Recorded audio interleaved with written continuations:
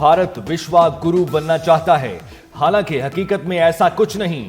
جارحیت کا پہلے بھی منہ توڑ جواب دیا، آگے بھی ایسا ہی کریں گے۔ فیلڈ مارشل سید عاصم منیر کا امریکہ میں پاکستانی کمیونٹی سے خطاب، کہا بھارت خطے میں عدم استحکام پیدا کرنے کی ضد پر قائم ہے، کسی بھی وجہ سے دو طرفہ تصادم بہت بڑی غلطی ہوگی۔ بھارتی خفیہ ایجنسی کی ٹرانس نیشنل دہشت گرد سرگرمیوں میں شمولیت عالمی سطح پر تشویش کا باعث ہے۔ ٹرمپ کی اسٹریٹجک لیڈرشپ نے بہت سی جنگوں کو روکا۔ کشمیر بھارت کا اندرونی معاملہ نہیں، ایک نامکمل عالمی ایجنڈا ہے۔ بیرون ملک پاکستانی عزت و وقار کا سرچشمہ ہیں، یہ برین ڈرین نہیں بلکہ برین گین ہے۔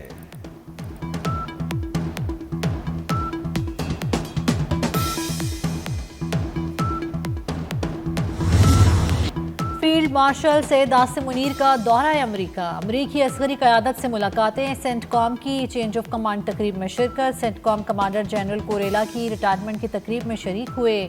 فیلڈ مارشل نے سبکدوش جنرل مائیکل ای کوریلا کی پاک امریکہ عسکری تعلقات کو مضبوط بنانے میں خدمات کو سراہا۔ امریکی chairman joint chiefs of staff general Dan Caine سے ملاقات، دورہ پاکستان کی دعوت دی، دوست ممالک کے ڈیفنس چیف سے بھی ملاقاتیں۔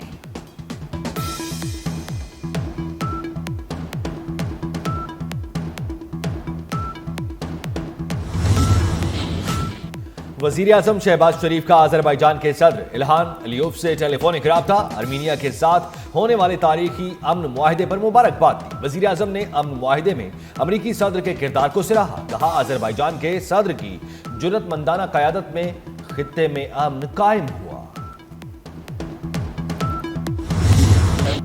وزیر اعظم کا انتخاب درست ثابت، بلوچستان کے پسماندہ علاقے سے تعلق رکھنے والے اکرام اللہ کی راولپنڈی بورڈ کے تحت میٹرک میں تیسری پوزیشن۔ شہباز شریف نے وزیر اعظم ہاؤس بلا کر مبارکباد دی۔ اکرام اللہ کاکڑ خاندان کا 2022 کے سیلاب میں شدید متاثر ہوا۔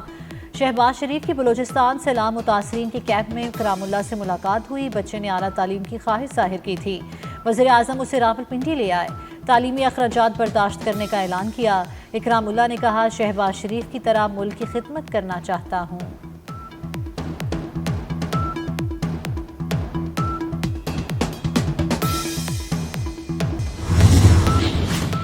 کراچی کے خونی ڈمپر نے ایک اور گھر پر قیامت ڈھا دی، موٹر سائیکل کو کچل ڈالا، بہن بھائی جاں بحق، والد کی حالت تشویشناک۔ 22 سالہ ماہنور کی اگلے ماہ شادی تھی، گھر والے جہیز کی خریداری میں مصروف تھے۔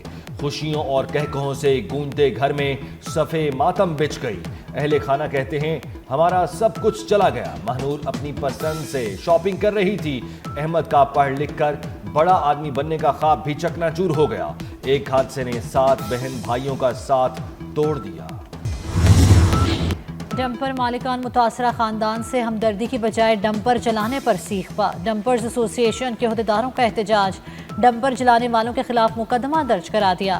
گزشتہ روز ڈمپر کی ٹکر سے موٹر سائیکل والد، بیٹا اور بیٹی زخمی ہو گئے، بہن بھائی ہسپتال جا کر چل بسے، والد کا علاج جاری۔ حادثے کے بعد مشتعل شہریوں نے 7 ڈمپرز کو چلا دیا تھا، ڈمپرز کو آگ لگانے والے 15 افراد گرفتار، ڈمپر ڈرائیور بھی پکڑا گیا، کہتا ہے میں بے قصور ہوں، موٹر سائیکل دکھائی نہیں دی۔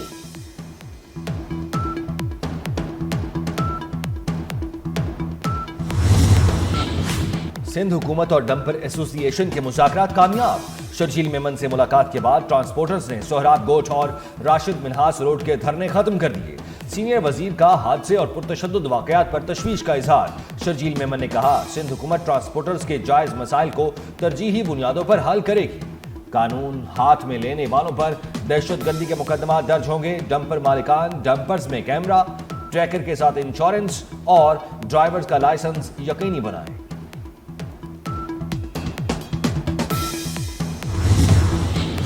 شہر قائد میں رواں برس بھی ٹریفک حادثات تھم نہ سکے، ہوشرباد اعداد و شمار سامنے آ گئے۔ رواں سال ٹریفک حادثات میں 548 افراد جاں بحق، جبکہ زخمیوں کی تعداد 8244 تک پہنچ گئی۔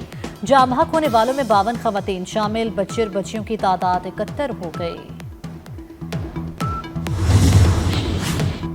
یوٹیلیٹی سٹورز کارپوریشن یونین کے عہدیداران کی آصفہ بھٹو زرداری سے ملاقات، ملازمین نے آصفہ بھٹو زرداری کو ملازمین کے مسائل سے آگاہ کیا۔ رکن قومی اسمبلی اور خاتون اول نے یوٹیلیٹی سٹورز کی بندش کا معاملہ اسمبلی میں اٹھانے کی یقین دہانی کرائی۔ بانی پی ٹی آئی کے لوگ اب جلاؤ گھراؤ کے لیے تیار نہیں ہیں. سینئر وزیر سندھ شرجیل انعام میمن کی کڑی تنقید. کہتے ہیں بانی پی ٹی آئی چاہتے ہیں وہ ملک میں زیادہ سے زیادہ بے چینی پھیلائیں. جشن آزادی کی تقریبات تمام سیاسی جماعتوں کے لیے ہیں. سیاسی اختلافات اپنی جگہ، قومی تہوار سب کو مل کر منانا چاہیے. سندھ حکومت جشن آزادی کی تقریبات تحصیل اور ضلع کی سطح پر منا رہی ہے.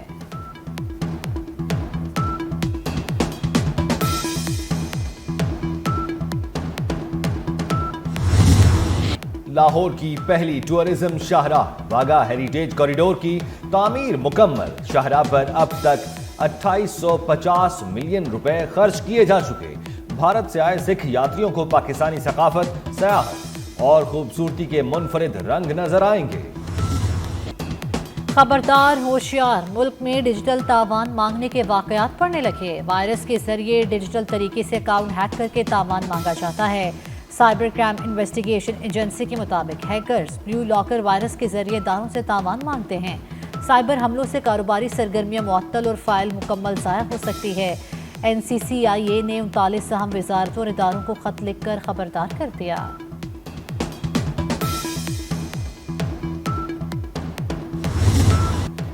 ملک کے کس صوبے میں کتنے گدھے؟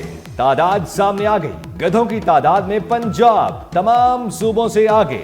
ادارہ شماریات کے مطابق پنجاب میں گدھوں کی تعداد 24,03,000 تک جا پہنچی. سندھ میں 10,81,000 کے ساتھ دوسرے، جبکہ خیبر پختونخوا 7,82,000 گدھوں کے ساتھ تیسرے نمبر پر. بلوچستان میں گدھوں کی تعداد 6,30,000 ہو چکی. اسرائیل کے ہاتھوں فلسطینیوں کی نسل کشی جاری. غزہ کی پٹی پر اسرائیلی حملوں میں مزید 47 فلسطینی شہید ہو گئے. گزشتہ 24 گھنٹوں میں مزید 11 فلسطینی بھوک سے جان کی باسی ہار گئے. غذائی قلت سے شہید فلسطینیوں کی تعداد 212 تک پہنچ گئی. شہید ہونے والوں میں 98 بچے بھی شامل. اسرائیلی حملوں میں اب تک 61,369 افراد شہید ہو چکے. غزہ کی صورتحال پر آج اقوام متحدہ کی سلامتی کونسل کا اجلاس ہوگا. اجلاس میں اسرائیل کی جانب سے غزہ سٹی کا کنٹرول سنبھالنے کے اعلان کے بعد کی صورتحال پر غور کیا جائے گا.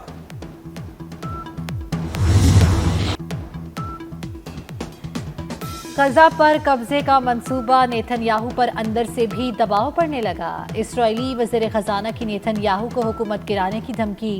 بزلیل سموٹرچ کہتے ہیں حکومت گرا کر نئے انتخابات کرائیں گے. اسرائیلی وزیر خزانہ نے سیکیورٹی کابینہ کے اجلاس میں نیتن یاہو کو دھمکی دی. کہا ہم سب کچھ روک کر لوگوں کو فیصلے کا اختیار دے سکتے ہیں. ہمیں یقین نہیں کہ اسرائیل فیصلہ کن فتح کی طرف جا سکے گا.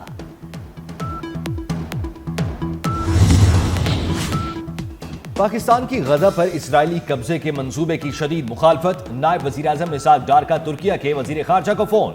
دو طرفہ تعاون اور علاقائی و عالمی امور پر تبادلہ خیال. دونوں رہنماؤں کا غزہ کی سنگین انسانی صورتحال پر گہری تشویش کا اظہار.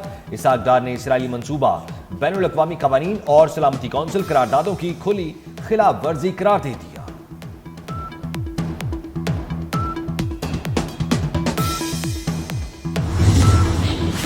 پاکستان کی پارلیمان کے قیام کے 78 سال مکمل. اسپیکر قومی اسمبلی کا پہلی قومی اسمبلی ارکان کو خراج عقیدت. قانون ساز اسمبلی کا قیام بانیان پاکستان کی جمہوری سوچ کا عکاس ہے. اسپیکر قومی اسمبلی سردار ایاز صادق نے کہا پارلیمان کی بالادستی اور آئین کی حکمرانی ہی ترقی اور خوشحالی کی ضمانت ہے. دستور ساز اسمبلی کا پہلا اجلاس عوامی امنگوں کا عملی اظہار تھا. جنوبی وزیرستان میں قبائلی عمائدین کا فتنہ الخوارج کے خاتمے تک سیکیورٹی فورسز کے ساتھ تعاون کے عزم کا اظہار. محسود اور برقی قبائل کے عمائدین کا گرینڈ جرگہ. IGFC خیبر پختونخوا ساؤتھ کی بطور مہمان خصوصی شرکت. قبائلی عمائدین نے پاک فوج اور FC کی دیر پا امن کے لیے قربانیوں کو خراج تحسین پیش کیا. IGFC سے فتنہ الخوارج کے خلاف جنگ میں قبائلی عمائدین کی بے پناہ قربانیوں کو سراہا.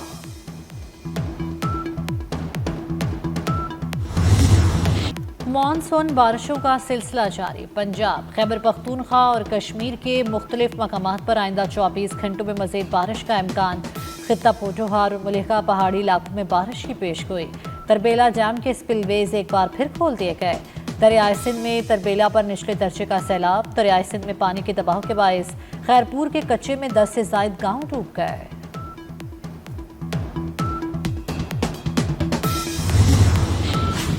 الاسکا میں طے ہونے والی ٹرمپ پیوٹن ملاقات، یورپی ممالک کی جانب سے ملاقات کا خیر مقدم۔ فرانس، جرمنی، برطانیہ، اٹلی، پولینڈ، فن لینڈ اور یورپی کمیشن کی صدر کا مشترکہ بیان جاری۔ یورپی ممالک کا کہنا ہے یوکرین کو علاقے چھوڑنا پڑے تو اسے نیٹو رکن بنایا جائے۔ علاقے چھوڑنے کا مطالبہ اسی صورت مانا جائے جب فریقین علاقے چھوڑنے پر آمادہ ہوں۔ ٹیمی بروز اقوام متحدہ میں امریکی نائب نمائندہ نامزد۔ امریکی صدر ڈونلڈ ٹرمپ نے ٹیمی بروز کی نامزدگی کا اعلان ٹروتھ سوشل پر کیا۔ ٹیمی بروز اقوام متحدہ میں امریکی مفادات کی مؤثر نمائندگی کریں گی۔ ٹیمی بروز امریکی محکمہ خارجہ کی ترجمان کے فرائض انجام دے رہے ہیں۔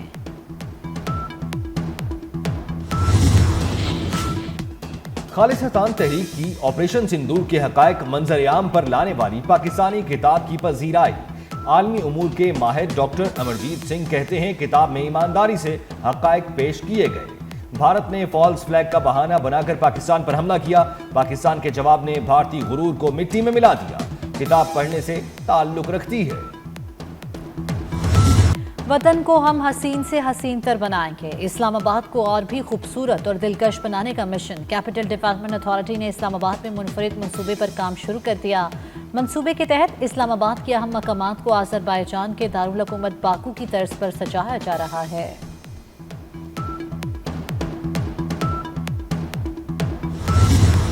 ملک میں جشن آزادی کی تیاریاں، کراچی، لاہور، گجرانوالہ، پشاور، مظفر آباد اور ملک کے مختلف شہروں میں سٹالز پر خریداروں کا رش، پرچموں، جھنڈیوں اور بیجز کی دکانوں پر گہما گہمی۔ سرکاری اور نجی عمارتیں سبز اور سفید روشنیوں سے منور ہو گئی۔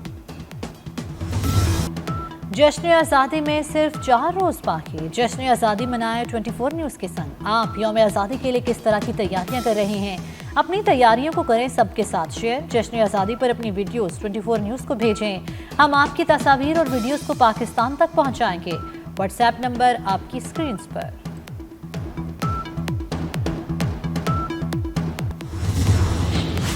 پاکستان اور ویسٹ انڈیز کے درمیان دوسرا ون ڈے کا کھیل جاری۔ ویسٹ انڈیز نے ٹاس جیت کر پہلے فیلڈنگ کا فیصلہ کیا۔ سیریز میں پاکستان کو 1-0 کی برتری حاصل۔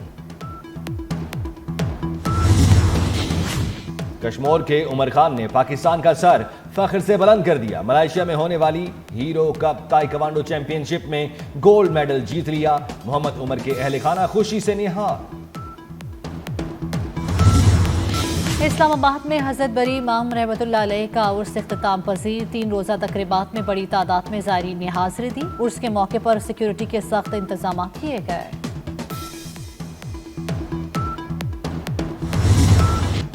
اور فلم اور ٹی وی کی لاجواب اداکارہ روحی بانو کی آج سالگرہ۔ 10 اگست 1951 کو کراچی میں آنکھ کھلی۔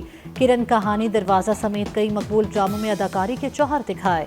2019 میں خالق حقیقی سے جام ملی۔